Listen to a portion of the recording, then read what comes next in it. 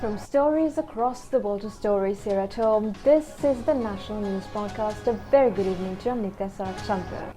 I'm Movin Hettiarachi and here are today's headlines. Devotees receive the opportunity to engage in Poya Day religious observances at Viharas after several months.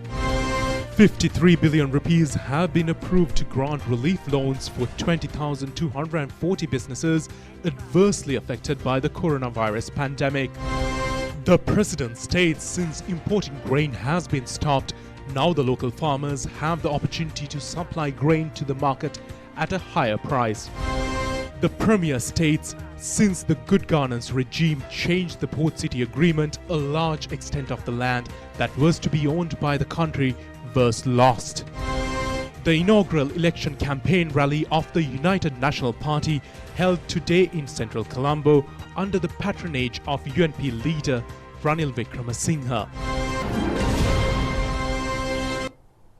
Now, in your top story this evening, today is Asala Full Moon Poya Day, which marks the first discourse of the Dhammsak Pavathum Sutraya by the Buddha and several other significant events in the history of Sasana. Religious observances were conducted at many viharas throughout the island to mark the Asala Full Moon Poya.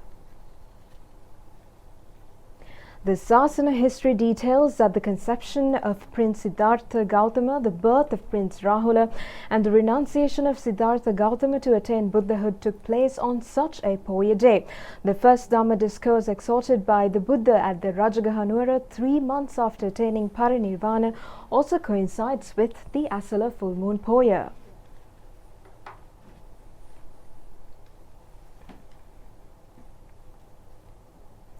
President Gotabaya Rajapaksa visited the historic Mihindu Forest Monastery at Mihintale and obtained blessings today. The Mihindu Forest Monastery, which dates back to the 5th and 6th centuries AD, is the center of the Forest Sangha Sabha of the Sri Rohana chapter of the Siam Mahanikaya. The President also met with Chief Sanghanayaka Venerable Galpatha Sumanatera and engaged in cordial discussions. Seth Paris was chanted to invoke merits on the President and devotees gathered to observe Sil.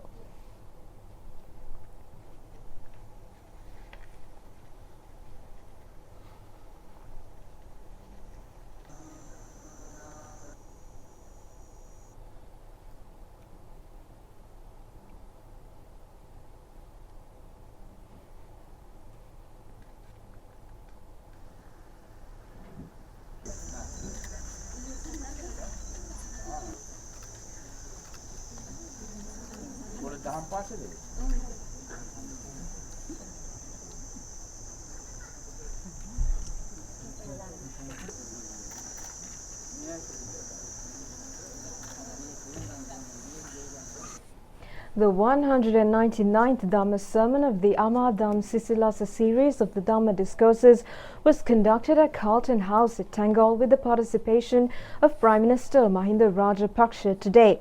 The Dhamma discourse was given by Chief Incumbent of the Papiliana Sunetra Mahadevan Piriven Rajamahaviharya, Venerable Professor Rajakiya Pandita Madhagoda Abhayate Sathera. Former First Lady Shiranti Rajapaksa and former parliamentarian Nama Rajapaksa also attended. Sadharma Varsha Asala Poya Day religious programs were telecasted over Rupavahini throughout today from the Bellanvilla Raja Mahaviharya. The telecast included Dhamma sermons, Dhamma discussions, pilgrimages and community welfare activities. Religious rites were performed by Chief Incumbent Venerable Boralas Kamue Pema Ratnathera. The Dhamma Sarathi discussion was conducted by Venerable Mavaralle Badyathera.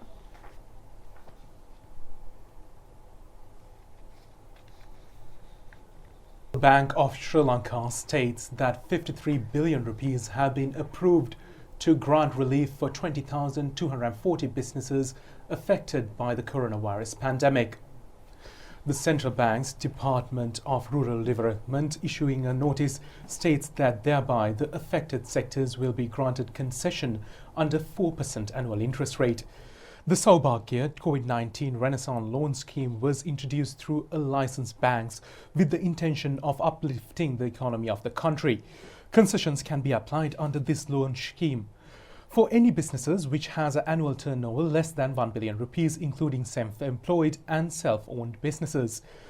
The 1 billion rupee turnover limit will not be applicable for businesses engaged in tourism, exports and related logistics services.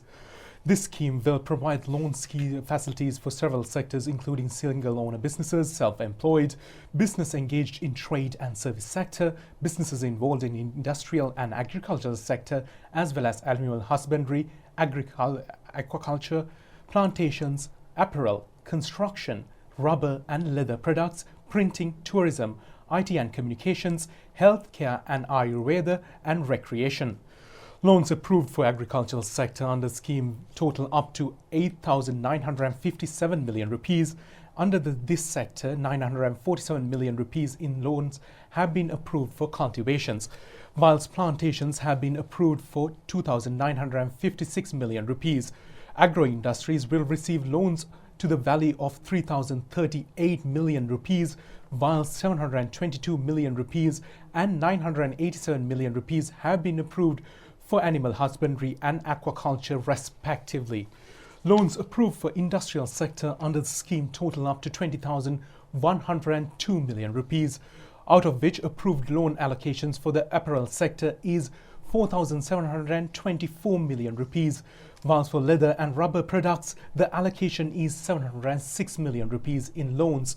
The construction sector has been approved a figure of 6,149 million rupees, with light engineering being given 1,672 million rupees and chemical-based products being given 1,169 million rupees in loans. The printing sector will receive an approved loan figure of 1,276 million rupees, whilst other sectors within the industrial sector have been approved for 4,406 million rupees. Under this scheme, the service sector has been approved 24,213 million rupees in loans, out of which tourism sector will receive 4,815 million rupees. The IT and communication sector will receive an approved figure of 2,389 million rupees. The sector engaged in trade have been approved 6,448 million rupees in loans, whilst the logistic and transportation sector have been approved 2,147 million rupees and 1,952 million rupees respectively. 1,960 million rupees have been approved for healthcare and Ayurveda sectors, whilst the recreation sector has been approved 659 million rupees. The education sector will receive loans to the sum of 802 million rupees, whilst other sectors in the service sector have been approved an allocation of 3,041 million rupees in loans. This loan scheme will be implemented to 28 licensed banks.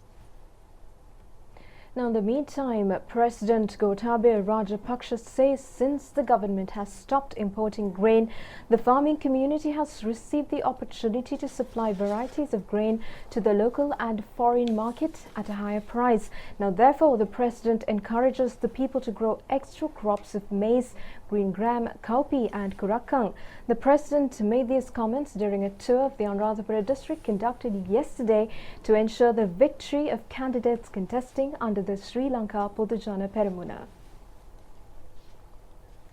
The president also joined in a rally organized by former Minister Tissa Karliada near the Kabathigolava town park. The villagers of the area stated that the development process has been delayed due to issues in the contract system. They further stated that cultivations of paddy, maize and aloe vera. The president focused his attention on steps taken to control kidney disease and to resolve issues pertaining to storage facilities faced by the farming community.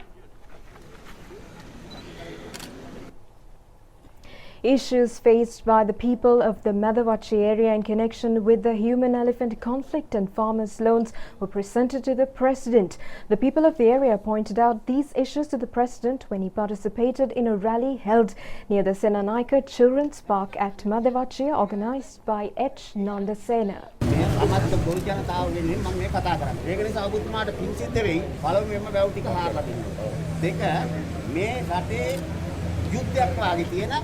අලිතික දැන් ගෙවල් වල ගොවිතැන් කරලාවත් ගෙදලා තියාගන්න බෑ අලිතික කඩලා වීතික කනවා මම ජනතාව වෙනුවෙන් කතා කරන්නේ සමස්ත ගොවි ජනතාව වෙනුවෙන්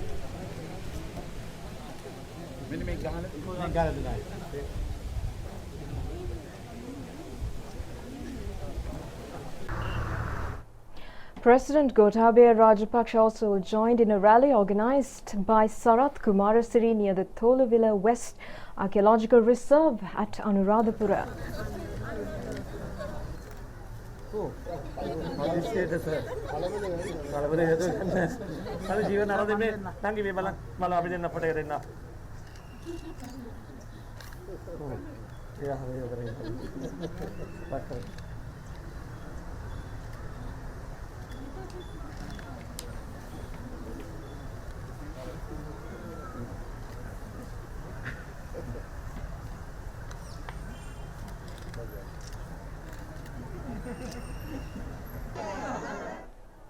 The President also joined in a rally organized by Professor Channa Jayasumana near the Bank Junction of Anuradhapura East.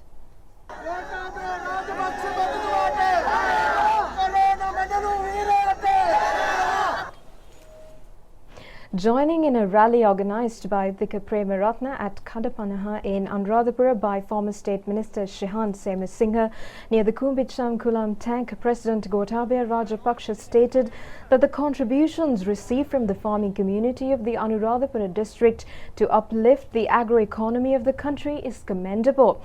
The rallies were also attended by Ministers S.M. Chandrasena and former Chief Minister S.N. Ranjit.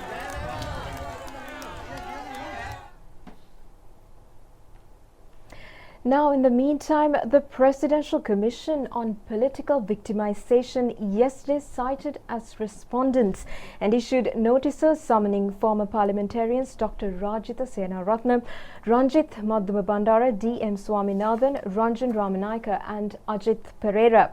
Chairman of the Presidential Commission, former Supreme Court Justice Upali Aberatna declared this order when the complaint filed by Rear Admiral of the Navy D.K.P. Dasanaika was taken up for examination yesterday. The complaint has been filed against legal action that was filed before the Colombo 3-judge bench High Court based upon false allegations and false evidence and arrests and imprisonments resulting from the case.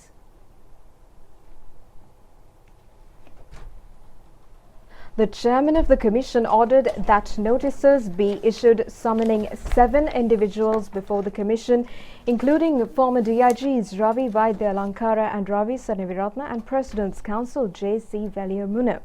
Although notices had been issued to former director of the CID Shani Abesekar and ASP V.S. Desera, they did not appear before the commission yesterday.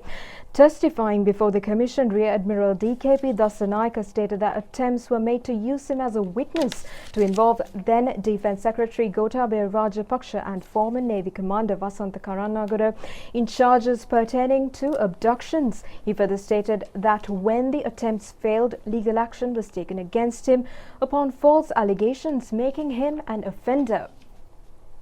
Rear Admiral D.K.P. Dasanaika also stated before the commission that investigative teams of the CID made efforts to prove that former Defence Secretary Gotabaya Rajapaksa and former Navy Commander Vasantha Karanagara were guilty of committing war crimes. He stated that he was arrested upon a false piece of evidence provided by Travis Sinaya, who was a former Navy commander. Rear Admiral D.K.P. Dasanaika further stated that as a result, he lost many entitlements, including promotions, during the past 5.5 years. He also stated that upon seniority, he should be at the 2nd or 3rd level of ranks in the Navy. However, he is currently at 14th place. He added that currently the position of Vice Admiral has been conferred upon him on a temporary basis and appealed of the Commission to take steps to reinstate him in his service based upon his seniority. The leader of the Sri Lanka Podujana Peramuna, Prime Minister Mahinda Rajapaksa, states that since good governance regime changed the Port City Agreement, a large extent of the land that was to be owned by the country was lost. The Premier made these comments addressing a gathering of activists at Veerakatiya in Angunakola Palace Divisional Secretariat Zone this evening. The Prime Minister Mahinda Rajapaksa said that in a recent past, when properties of the port were sold out, the ministers voted for it. However, by selling them out, it was the country that suffered the loss. The Premier alleged that the then government even attempted to sell off the airport, and they attempted to sign an agreement for the same. The Premier stated that back when he told the government was in power that this was his village and that he will not give away something belonging to his village to them. The Prime Minister Mahinda Rajapaksa further stated that Indian Premier Narendra Modi had clearly stated that they will not carry out the transaction. Prime Minister Mahinda Rajapaksa said that when such agreements are signed, it is not possible to change them. Therefore, a commission was appointed regarding the MCC agreement, and a report was obtained to take steps deciding on aspects that cannot be agreed upon. Prime Minister Mahinda Rajapaksa also addressed a public rally in Kuduvela area in Hambantota yesterday. Prime Minister Mahinda Rajapaksa said that he ended the war and developed the south and the north without considering whether people will vote for him or not, since the need to develop the north, south, east and west equally. The Premier noted that they did not receive the vote of the north and the east, but the vote of other areas was received. It was proved that even the vote from other areas can bring about victory for his party. The Premier further stated that they will not forget the north and the east, and they are hoping to implement a program to win the hearts of the people of those areas by developing the areas. Prime Minister Mahinda Rajapaksa also stated when fisheries and harbours in Kuduvela area were constructed, a commercial port at Hambantota and an airport at Mattala were constructed. The Prime Minister Mahinda Rajapaksa alleged that previous regime sold off Hambantota port, but the whereabouts of the monies received from the sale are unknown, and the loans of the country have still not been paid off. The Premier states previous regime attempted to sell the airport he constructed, but it was prevented. The Premier further stated that when he visited India, he made a request to Indian Premier Narendra Modi and stop the process, as the airport is an asset to the nation that should be preserved for further future generations. Prime Minister Mahinda Rajapaksa also stated that electricity supplies are being provided at 100% level, and now the need is to have a proper plan to provide clean drinking water to all communities. He stated that his party is prepared to launch the project. He further stated that the industrial zones will be set up to provide employment opportunities for the youth. He also stated that 450 acres of land were set aside in Hambantota area to provide pharmaceutical manufacturing companies. He added that they hope to set up a tyre factory as well. A 35% rubber required as raw materials will be provided by the government. He said that these proposals, they hope for a new development in Hambantota district.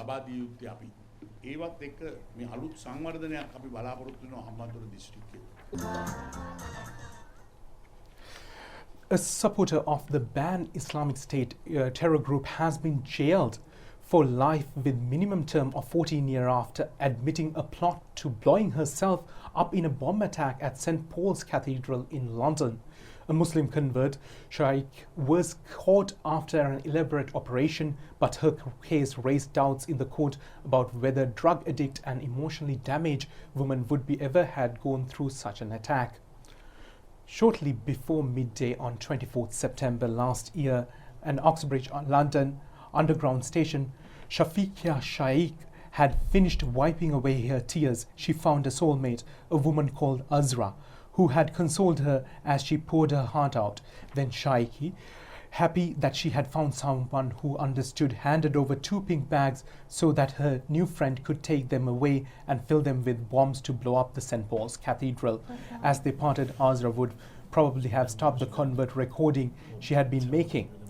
She and other undercover investigators had slowly, patiently reeled in Shaikh, saving London from an appalling attack.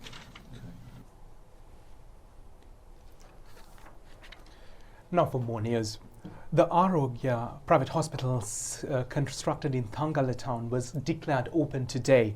The opening ceremony was chaired by Prime Minister Mahinda Rajapaksa, at which crutches and wheelchairs were distributed among the disabled persons.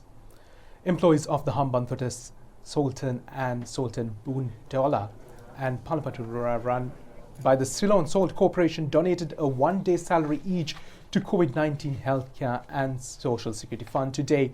The checks were handed over by chairman of the salt company, Attorney at Law, Nishanta Sanda Bandarana. to the Prime Minister Mahinda Rajapaksa.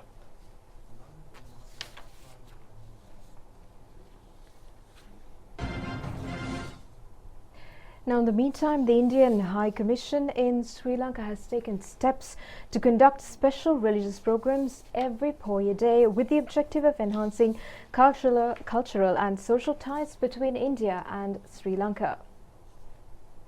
This was announced at a media briefing held at the Indian Cultural Centre, Colombo, which was attended by Secretary to the Indian High Commission, Neha Singh, and Director of the Cultural Centre, Dr. Raivnath Vikram Singh. A joint Buddhist forum to mark Asala Full Moon Poya Day was conducted yesterday. The forum took place through video conferencing under the theme Buddhism for the Well-being of the World.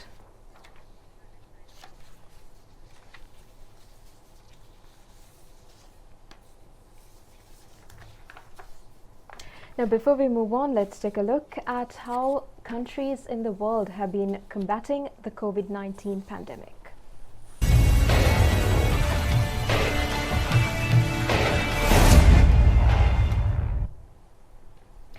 Now, world countries should still be alert at all times, conduct stricter control on the spread of the novel coronavirus to avoid more deaths, said officials from the World Health Organization yesterday.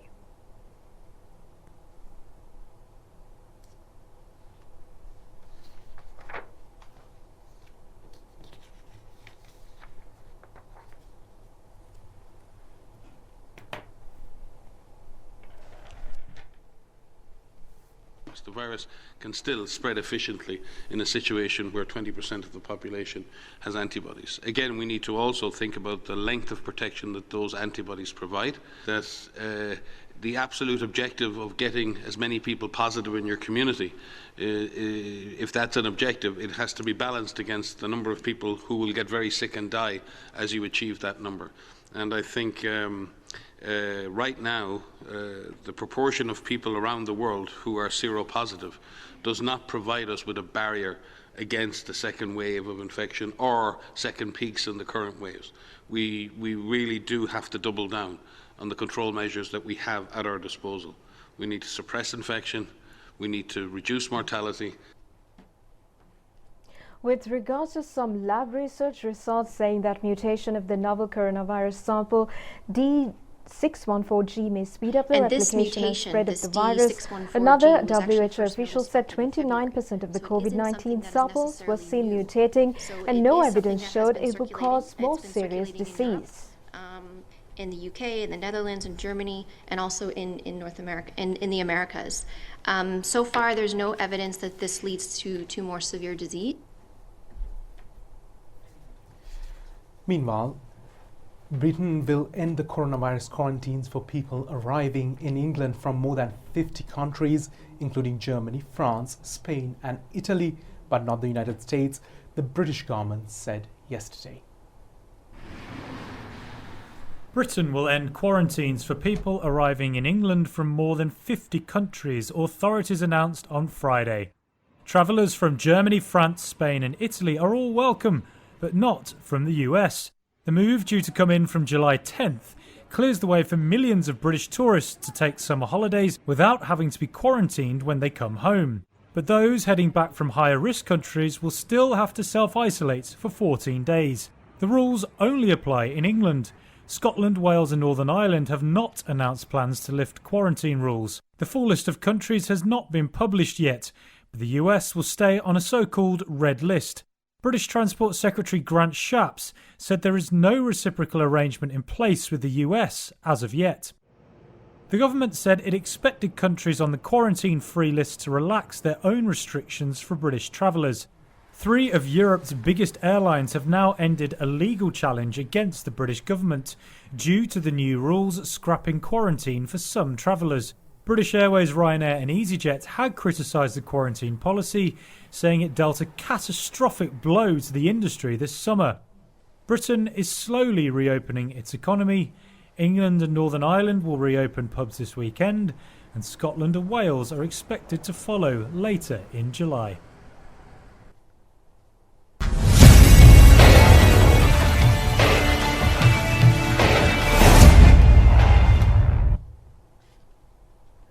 Now moving back into local stories, UMP leader Ranil Wickremesinghe says the economy of the country can be brought to restoration by the United National Party only.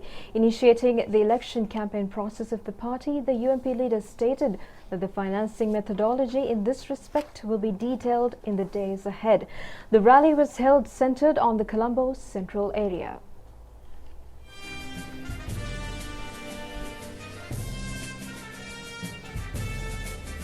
UMP leader Ranil Wickremesinghe noted that the deficit in revenue is the prevailing major issue and measures to rectify the situation are not seen.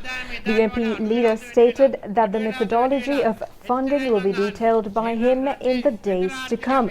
Focusing on concessions to be granted to the people, UMP leader Wickremesinghe stated that concessions will be granted for utility bills which include electricity and water. He elaborated that through the Enterprise Sri Lanka scheme, concessionary measures can be implemented. Therefore, in order to strengthen the household economy of every family and to deliver the country from the present crisis situation, UMP leader Ranil Wickremesinghe called on the voters to mark the cross opposite the elephant symbol on their ballot papers.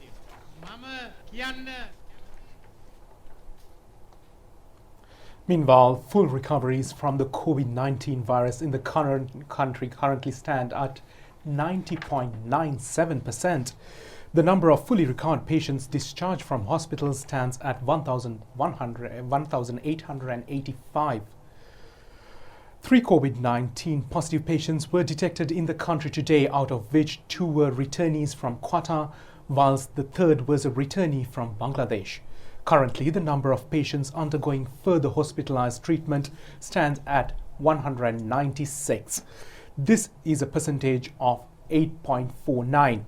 112,024 PCR tests have been conducted in the country so far, with 1,519 tests being conducted yesterday.